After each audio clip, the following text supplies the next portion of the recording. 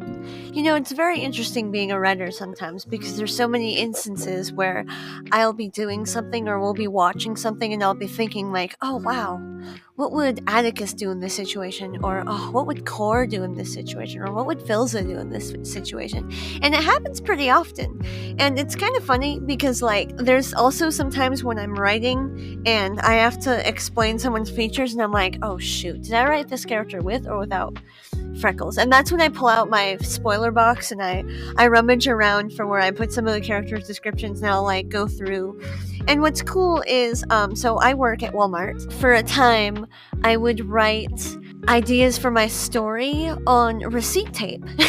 And so I had a pencil and I would scribble out bits and pieces of what I wanted, and especially when I was trying to figure out names and sort out those type of like major character things, I used a lot of receipt tape for that. And so I still have all those receipt tapes because I don't think that's something you should really get rid of. Recently I wrote this scene where because there's certain events that's happened in my story that I needed to happen for pretty good reasons, and the whole thing's like this found family story. She's adopting people as she goes on, and she has this friend. He's pretty paranoid. Like, he's not huge on some of the people that she chooses to be friends with. He doesn't really like it.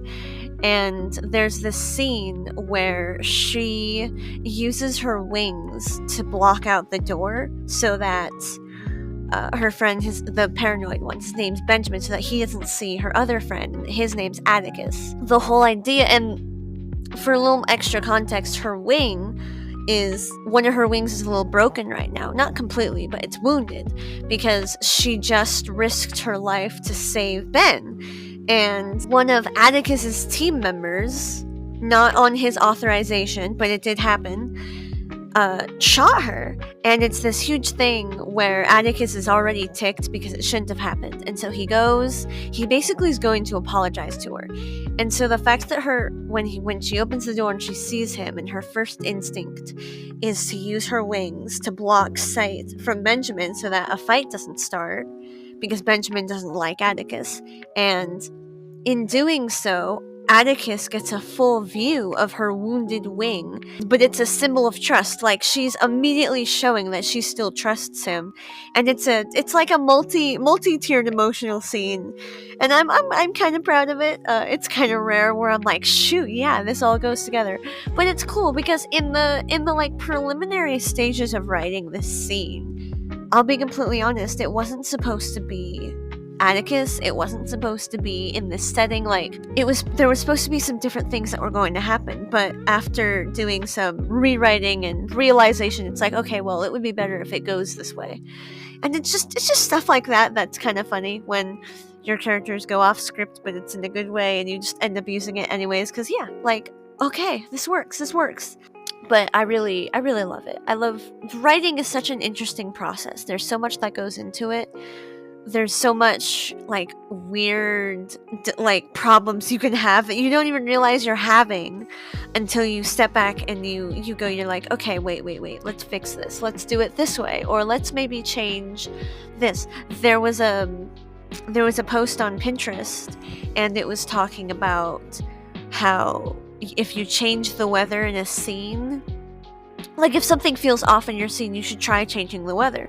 They've actually done that before. There's this other scene where Core goes with Philza to this town, and the whole idea is that it's where they have just a slight moment, and I made it rain. And not only does it help kind of set the stage for further events, because rain can be important sometimes, but it brought in a more human aspect, because then there was a whole thing where they were outside, so they came inside, and Core's laughing at Philza because he's soaking wet, and they're going back into the inn, and the lady the girl who works at the desk, she's like giving them a nasty look because they're bringing water in, and it adds a human element so that you can see the scene, like you can see the water dripping off of his wings, and you can see the look of disgust in the girl who works the desk, who's writing diligently in her notebook. And maybe you wonder, like, oh, well, what is she writing about? What worlds is she creating? Is it a diary? Does she go home at the end of the day and talk to her mom? And she's like, dude, you won't believe it. These two idiots were outside in the rain, and they came in and they got water everywhere. And it's so stupid. They're so in love, and it's obvious that neither one of them can see it. It's just like things like that. I think if you can read a book or even watch a movie and you can see some of the characters outside of their original space, I feel like that's when you've nailed it. So, like, I was in Chicago recently, and I was thinking, if my characters traveled, where would they go? How would each character respond to airport security? And it's just things like that.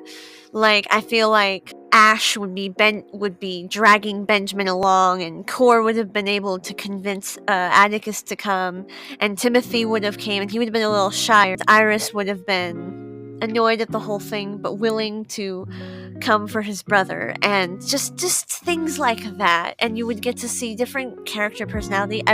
So in the first draft of my story, I didn't give Cor, the main character, I didn't give her much. I didn't put much into her backstory because I'll be completely honest, when I started this story, I really only wanted to write a very specific scene.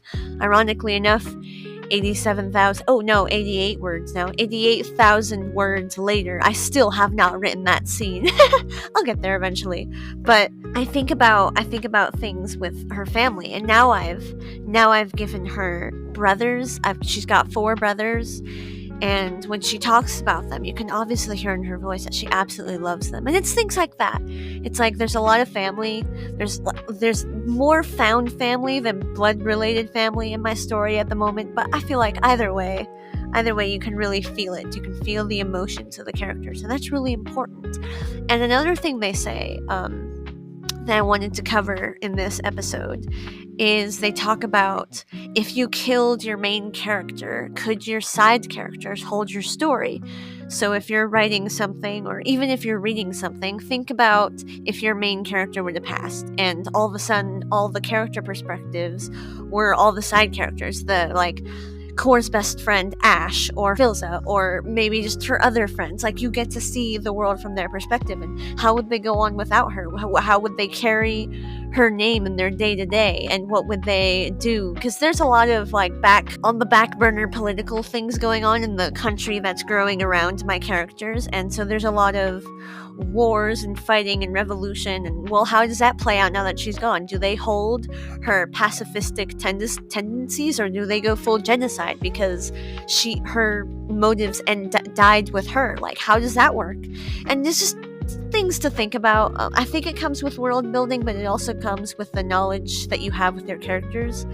Like, think about that sort of stuff. If you've created a character, put them in your shoes, put them in other people's shoes, throw them into the fire and see if they burn themselves. Like, you gotta know this stuff for when you're writing, because if you don't know your characters, it definitely shows. Like, just things like that. And I just wanted to talk about it for a little bit because it's a lovely idea. I love talking about my characters. I love them half to death. All right, everyone. I'll stop ranting about my story now.